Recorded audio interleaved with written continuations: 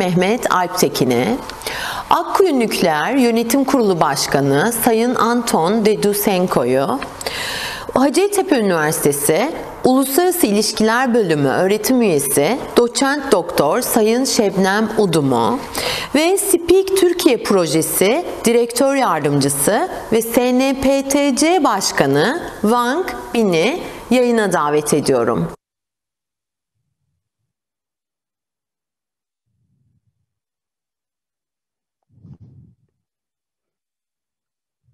Good morning.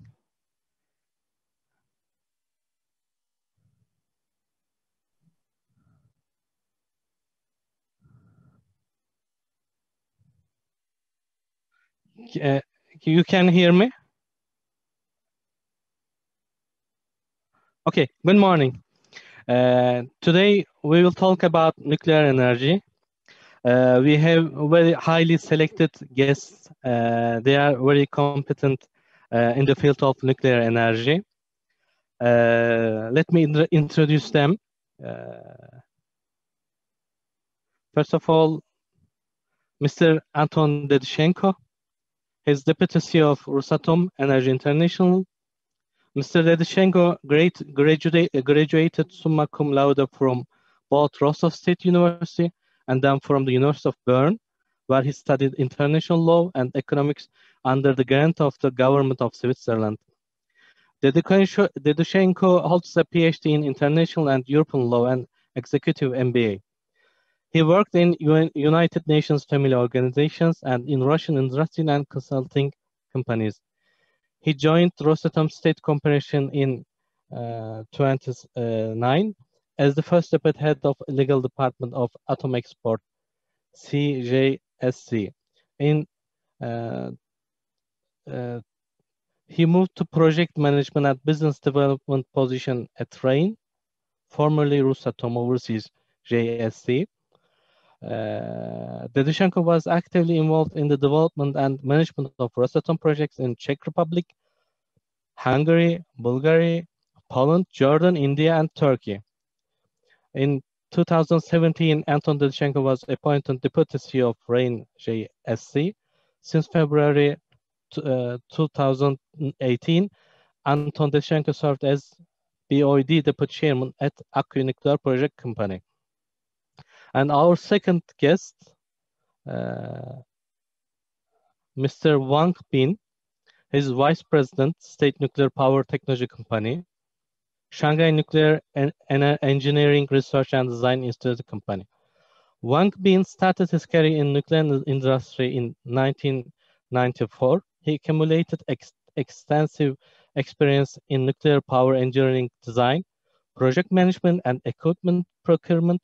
He has successfully led design management team and procurement team of the first of a kind Gen 3 AP1000 nuclear power projects, effectively supported establishment of supply chain system with global competitiveness.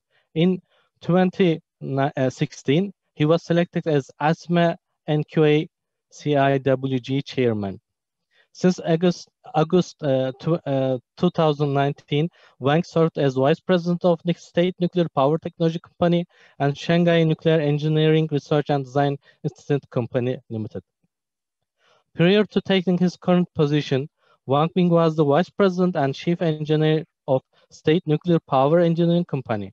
In this position, Mr. Wang provided executive management oversight of project engineering and procurement activities.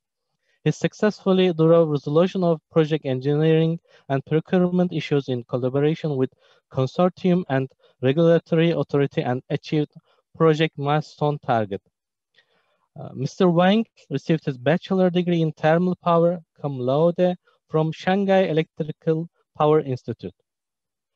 Our last guest is Ms. UDUM. Ms. UDUM is Associate Professor of International Relations and her minor degree in International Economics from the Middle East Technical University.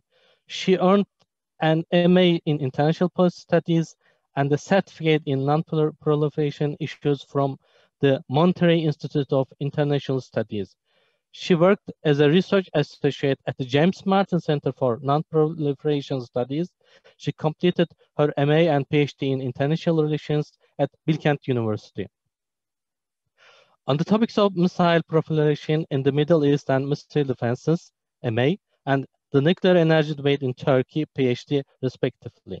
She's currently faculty member at Hacettepe University, Department of International Relations, and the director of the Center for Strategic Research of Hacettepe University. She is a member and immediate former chair of the International Nuclear Security Education Network of the International Atomic Energy Agency. She is teaching and published on nuclear non-proliferation, nuclear energy, and nuclear security. As you see, we have highly selected and competent guests. They will talk about nuclear energies today, tomorrow, opportunities, benefits, challenges, and recommendations. Firstly, as in the list, Mr. DEDUSENKO, I think. DEDUSENKO, yes, Mr. Anton DEDUSENKO. Please, welcome. Thank you, Mr. ALPTEKİN. Thank you, dear colleagues. Good morning.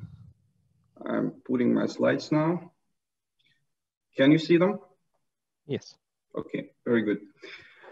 So I want to speak today on the value of a nuclear project for the sustainable development growth.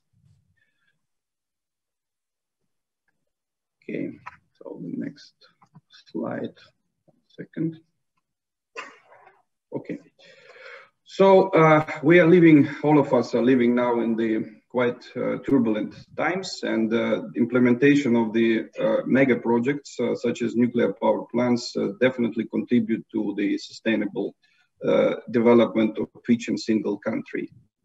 It is also very important to while starting and implementing such mega projects long term that contribute to this sustainability is to select the proper and sustainable vendor. Some words about Rosatom group and Rosatom State Corporation. It has 75 years of nuclear industry experience. We have more than 250,000 employees and 400 enterprises joined in the group.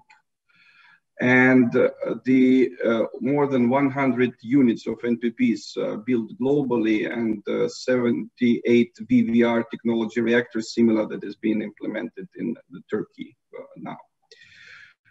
36 projects are being implemented, and it's very important to underline that currently when we're talking about sustainable development is a recognized trend, and it has 17 goals. And it's very important to underline that the nuclear project itself allows to take and contribute to each and single goal of sustainable development.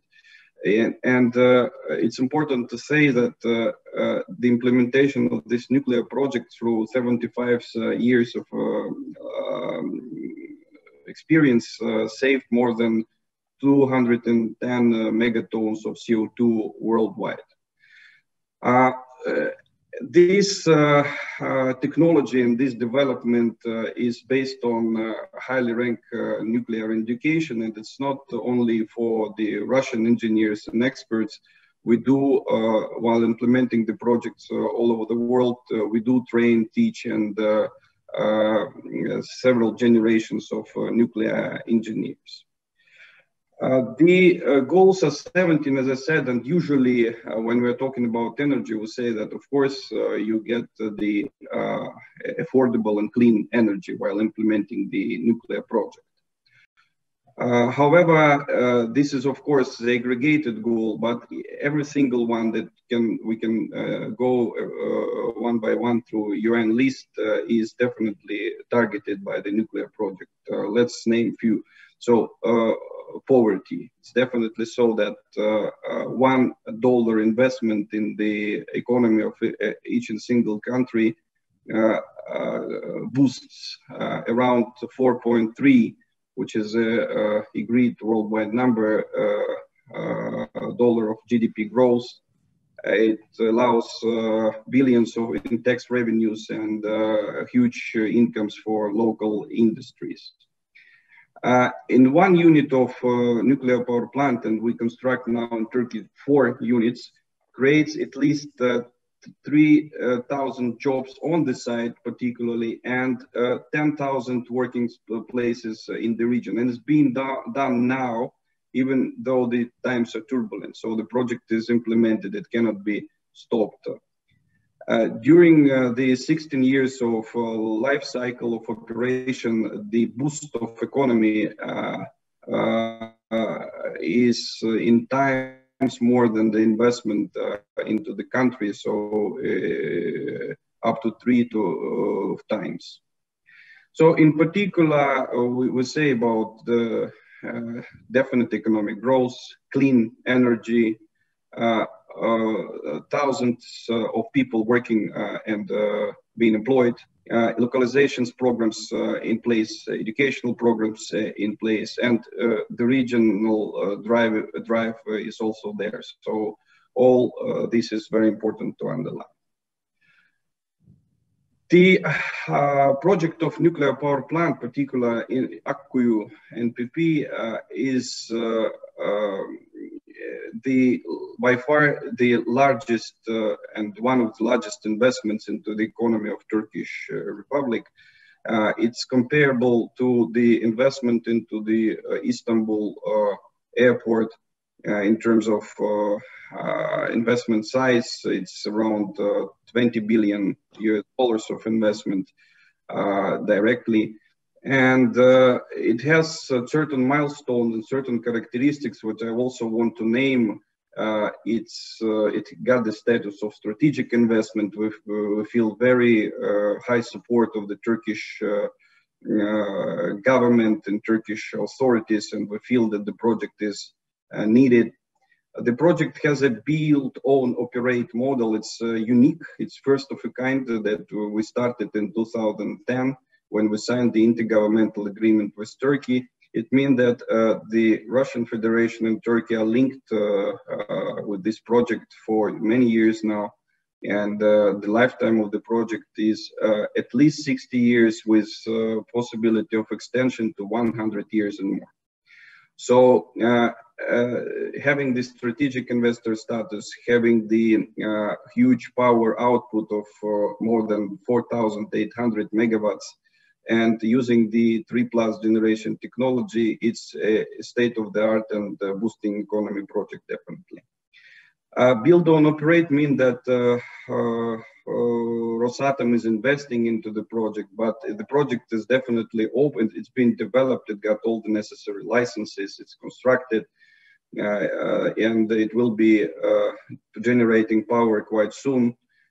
And 49% of stake of this project is available for sale, and we are definitely understand that nowadays investing into such project and to long-term benefit project is also attractive. So using this opportunity, we definitely would like to highlight it for the auditorium and for our colleagues who are listening us. Some words about technology. So this is 3+ generation.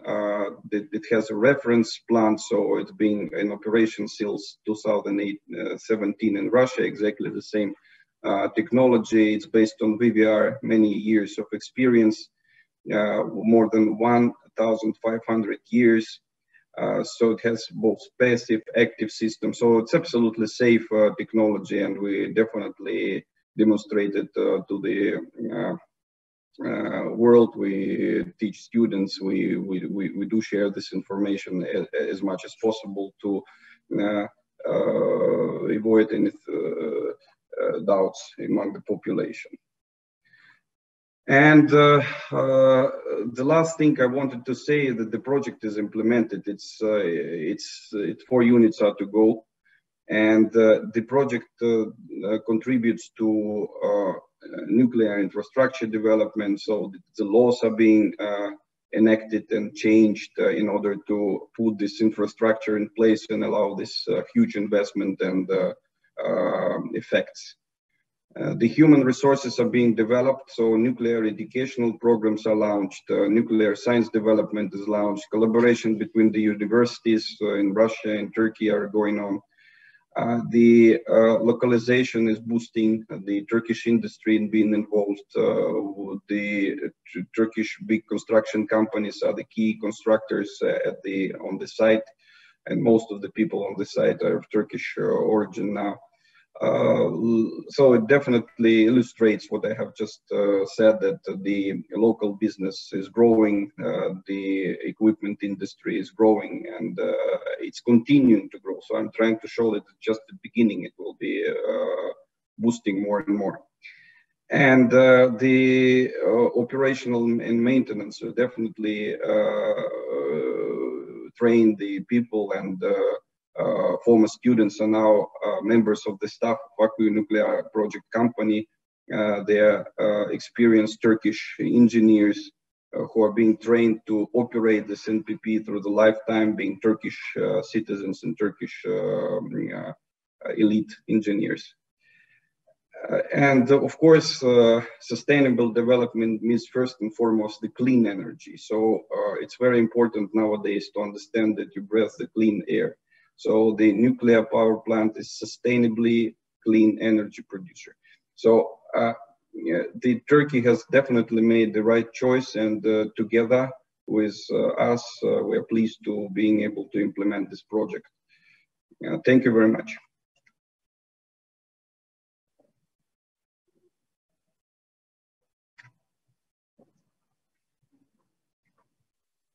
Thank you, Mr. DEDUSENKO. You spent your time highly effective. And unfortunately, I forgot to announce there will be 10 minutes time at the end of our session for questions and answers. Thank you very much.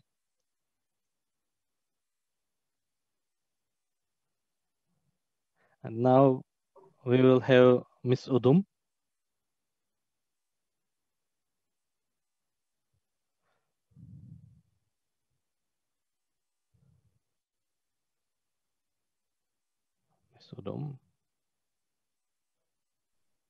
Hello.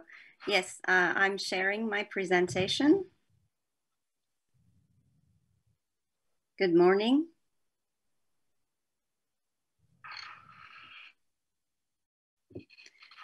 Today, I will be talking about nuclear security for nuclear newcomers and look at the case of Turkey.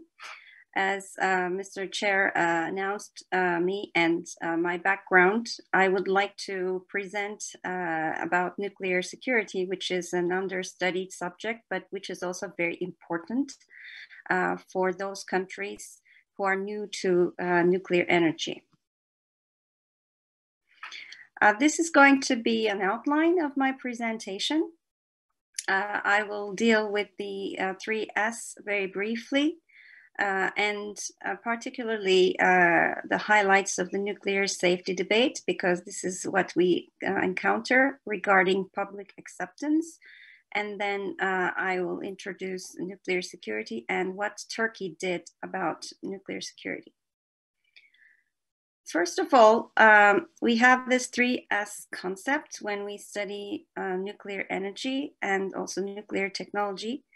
Nuclear safety is, these are the IAEA definitions, by the way, is about prevention of accidents, mitigation of accident consequences, and about protection of workers, the public, and the environment from radiation risks.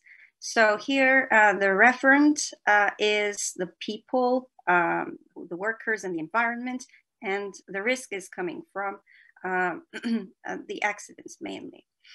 When we talk about safeguards, this is about prevention of proliferation. So we're talking about mainly states and state actors and their compliance with their NPT treaty commitments. So they signed an agreement with the IAEA. Nuclear security is rather a new concept. We were previously talking about physical protection. These are for the protection of nuclear material or facilities. And our aim was to prevent unauthorized access or removal of fissile material or sabotage with regard to safeguards. But mainly after September 11th, with the new agenda, we started talking about the prevention and detection of and response to criminal or unintentional authorized acts involving nuclear material, other radioactive material, associated facilities or associated activities. And here the threat is coming mainly from non-state actors or individuals who are insiders to the nuclear material. The nuclear newcomers have some challenges on these three S's. First of all, it's safety. The public acceptance of nuclear energy is low. It's in general due to high safety risk perception from nuclear power plants and facilities. Regarding safeguards, when non-nuclear weapon states party to the NPT with nuclear facilities, they sign comprehensive safeguards agreements. Their compliance with the treaty is measured with technical processes, but also this is about adherence to nuclear non-proliferation norms, and this is a political process.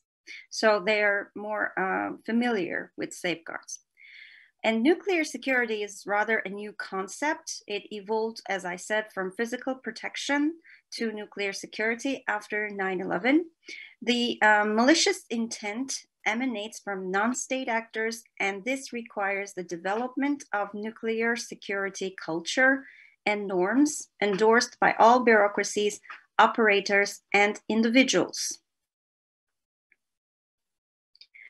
Let me just give very briefly about nuclear safety and public acceptance from another perspective, more an academic perspective, but it will help us to understand why anything nuclear is regarded as risky. This has actually started from the nuclear freeze movement in 1960s to end the testing of nuclear weapons.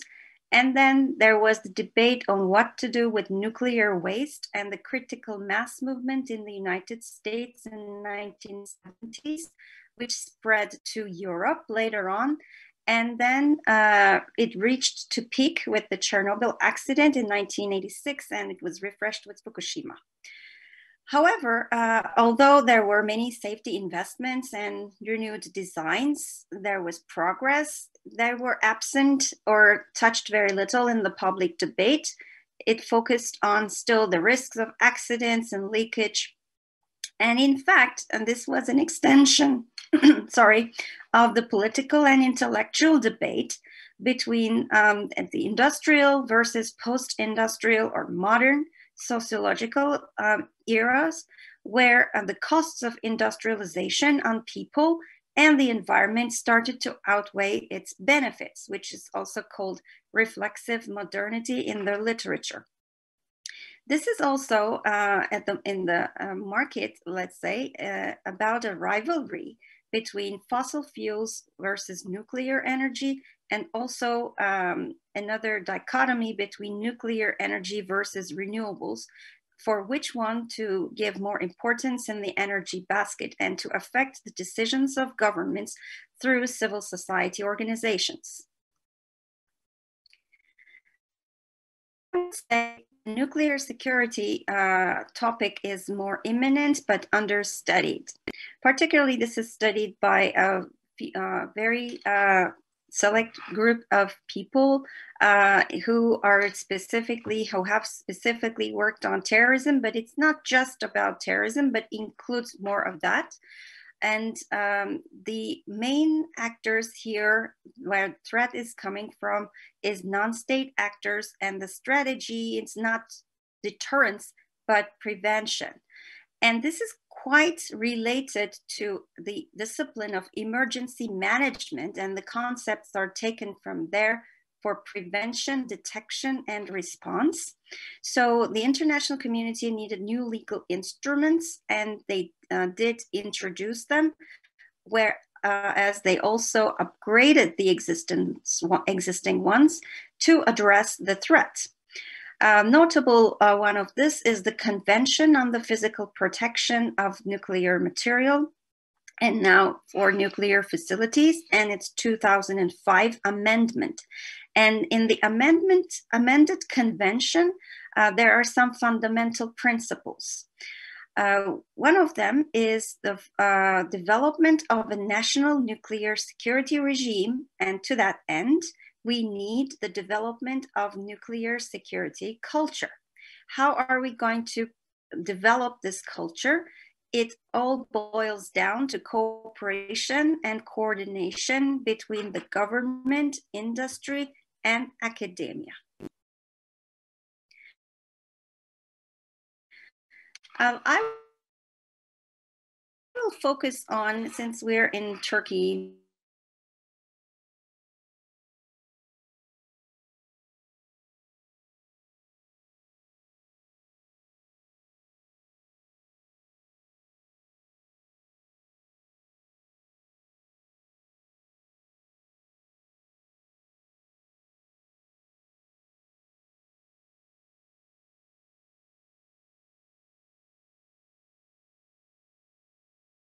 so for Turkey, the defense of borders is essential, and its definition of malicious actors of nuclear security, they're mainly terrorist organizations. Here,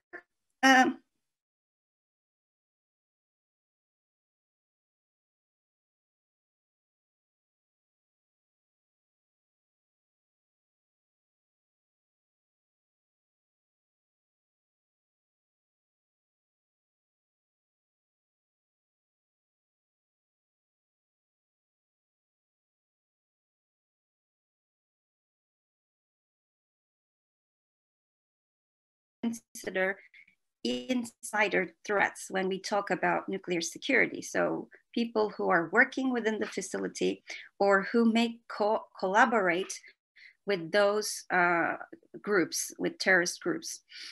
And Turkey, by historical experience, considers an insider threat as an actor who challenges the authority of the state or its leader and state security. So if an actor challenges state security, then it is categorized directly as terrorism. And for Turkey's practice to prevent insider threats in nuclear facilities, the vetting process is used. And for ensuring the security in Akkuyu power plant, it is the Turkish Gendarmerie who is responsible. And in addition, guards and civilian personnel will be in charge. What has Turkey done for its national nuclear security regime? I'm going to look at very briefly for legal instruments and for other steps. Turkey has signed and ratified and acceded to the CPPNM and its 2005 amendment that I mentioned, the Nuclear Terrorism Convention, Nuclear Safety Convention, the Convention on the Early Notification of a Nuclear Accident, Convention on the Assistance in the Case of a Nuclear Accident or Radiological Emergency, and the last one is about the maritime field, the SUA Convention, and the 2005 Protocol. The Nuclear Regulatory Authority has introduced technical regulations, and they were worked out very meticulously. And I'm going to give you some highlights for these regulations about site selection, design principles for safety, safeguards, principles for reactor design, export controls, and the rest. For specifically physical protection of nuclear facilities and nuclear material, in the regulation, the draft regulation on nuclear security, there are specific articles to ensure this, and these are provided in the slide. So I'm trying to be quick in order to save time. In addition to the legal instruments and regulations, we need to also talk about training. Who will be working on this, received professional development course in nuclear security culture, and there are also projects pending for training the security personnel to be employed in nuclear facilities. Turkish authorities are in close contact with the IAEA, and the personnel involved in nuclear security received training from the IAEA. In Hacettepe, Ankara, Gaziantep, and Çanakkale are members to the International Nuclear Security Education Network of the IAEA. And we still need things to be done. First of all, Turkish security culture is focused on external threats. The internal threat assessment needs to be redefined. Management and operation level safety and security culture needs to be developed. All stakeholders need to be involved, and we need consistency in terminology. I'd like to give you a very clear example with this. The word security for international relations people means safety for, corresponds to the word safety for nuclear energy elites. So we have a conflict of terminology. People who are new to nuclear security studies in Turkish first have a question mark in their heads for why this particular word is used. And this is not just for the Turkish language, but in several languages. So in general, we need to really define what we're talking about when we're studying and working on nuclear power plants and the 3S concept. And thank you very much for your attention. So I will be happy to receive any questions you might have. Thank you very much, Ms. UDUM, for your comprehensive presentation. And I'd like to announce again, there will be 10 minutes time for questions and answers at the end of our session. And now, Mr. Bin, Wang Bin. Thank you.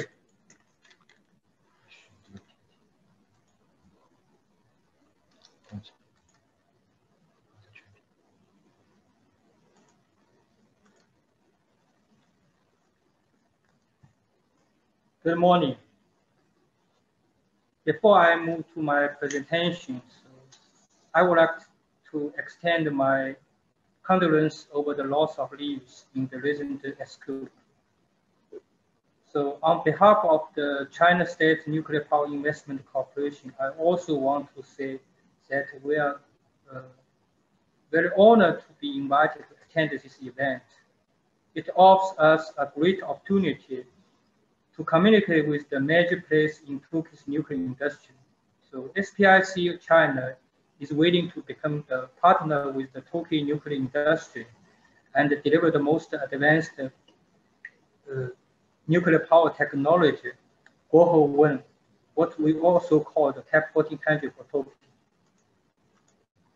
So before I move to the detailed information regarding the CAP 1400, so I also want to introduce briefly about SPIC. So, SPIC was established in May 2015 through the merger of the China Power Investment Corporation and SNPTC. It is a power generation group with various generation sources, including nuclear power, thermal power, hydropower, wind power, and photovoltaic power.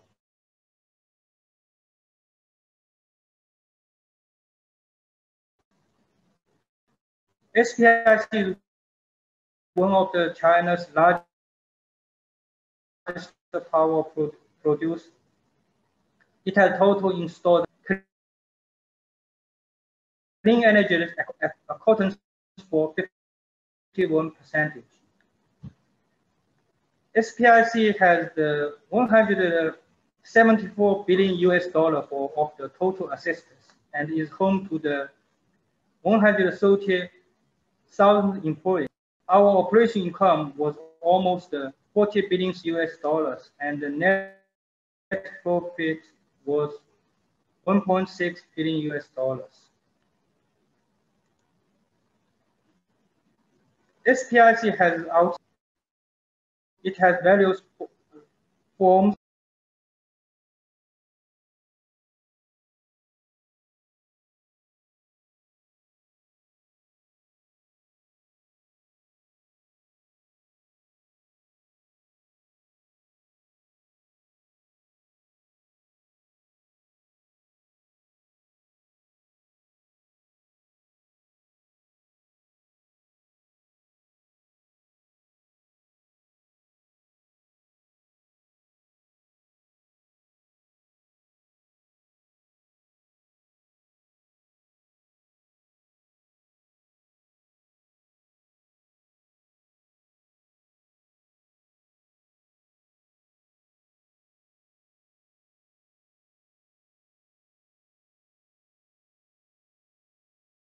also make innovation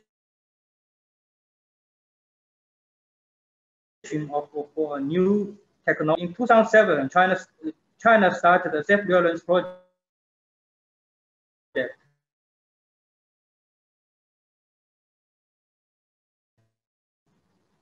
That means Salmon Unit 1 and 2, Haiyang Unit 1. And assigned SNPTC as a nuclear island, the platform for the technology introduction, assimilation, and innovation. The commercial operations in 2018 and 2019. Now, Salmon and Haiyang NTP has maintained the safe and stable operation during the post-fuel cycle.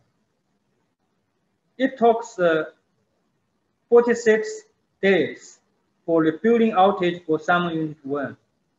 Through the lessons learned process, the initial refueling outage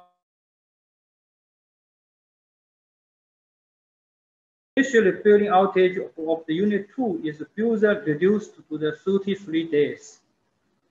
Salmon Unit 1 and Haiyang Unit 1 has successfully set the record of the minimal duration for initial refueling outage, both for domestically and internationally. According to the Water Plant Performance Index,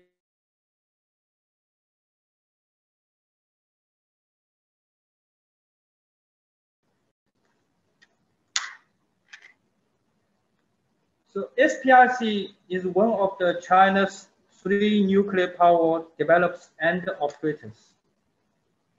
We have the 6 nuclear power units in operation, all of which are gigawatt level and above, and also own a number of the nuclear power project sites. This map shows the nuclear energy projects of SPIC, including the Guohe 1, which means the CAP 1400, CAP 1000, and the SMR. Both the CAP 1400 project is located in the Longcheng, Shandong province, and the 2 units are under construction with a single unit capacity is 1,500 megawatt. It is proceeding as scheduled. Both the domestic nuclear energy heat supply project in Haiyang was officially put into the commercial operation last year. Local residents, they are now enjoying the clean and warm heat resource generated by the nuclear energy. The preliminary work of the SMR heat supply demonstration project is also well underway. Based on the application of the passive technology, we have developed a series of advanced SMRs with power level from the 50 to 660 megawatt for different application scenarios.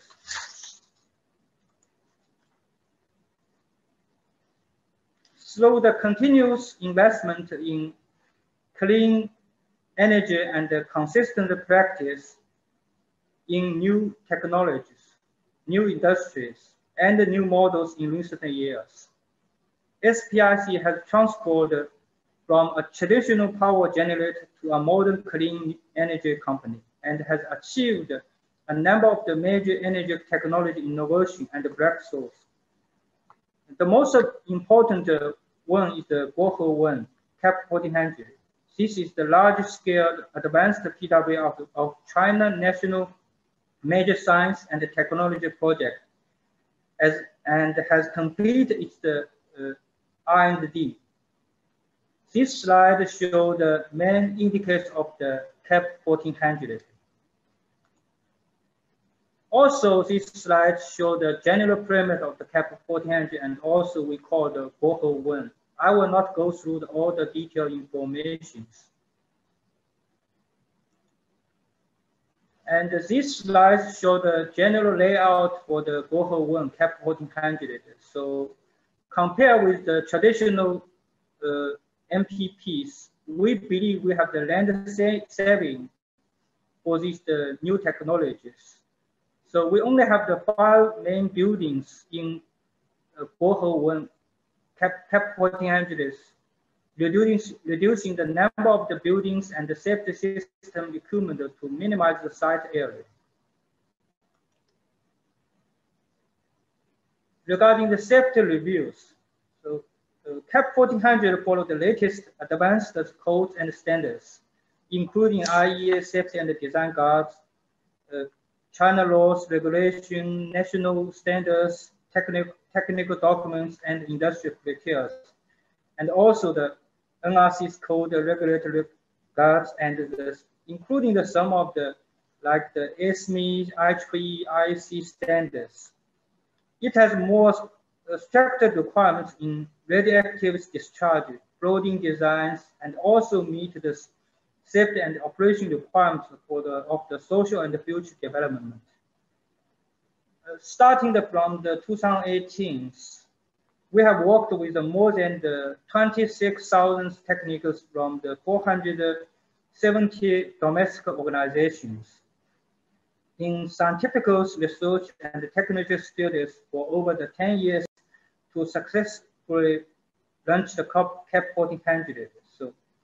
And also in the January 2015, the preliminary design of the CAP 1400 was approved by the National Energy Administration of China.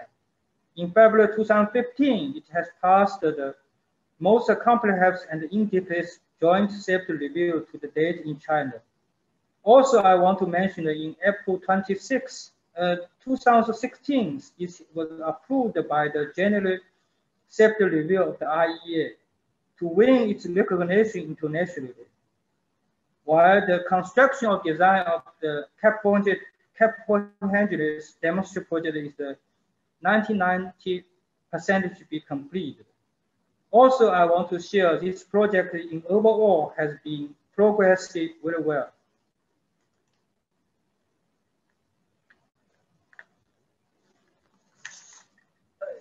Hold on.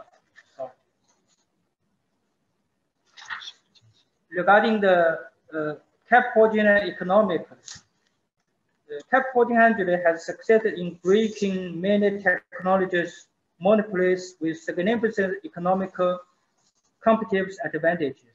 Critical equipment and materials used for these new models, including the reactor coolant pump, scuba valves, reactor vessel, steam generators, reactor vessel internal large forgings, and also including some of the like the welding materials has all been independently designed and manufactured locally. The localization of rate of the equipment is over the 19%. And we also hope that we can have the more reductions in project costs through the fleet construction, make it more competitive. Last one, I want to share the CAP 1400 innovations. So by the August this year. The multiple innovation accomplished achieved by the CAP 1400 have including the more than the 6,500 IPs, more than the 1,000 state authorized patents, and the 392 new products, materials, process, device, and software. That's all my presentation. So we are willing to work with the Turkey nuclear industry to develop new nuclear projects in Turkey. Thank you.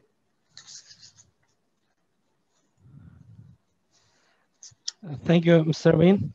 It was an interesting presentation. Do we have any questions? I don't know.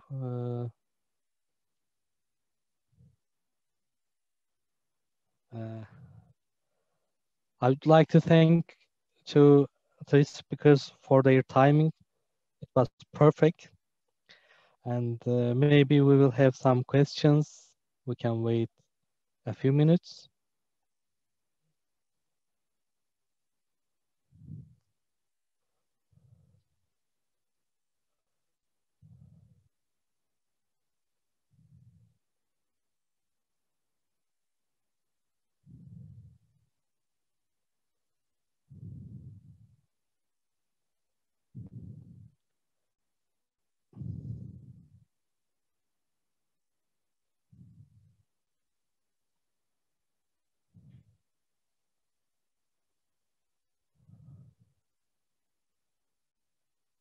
Sorry, I can't hear, Mr. Bean.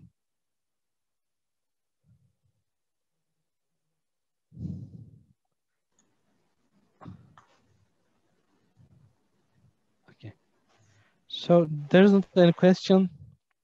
I would like to thank to Mr. Anton DEDUSENKO, Akkuyu Nükleer, Ms. Şebnem UDUM, Hacettepe University, Mr. Wang Bin, SPIC Turkey project on behalf of EIF.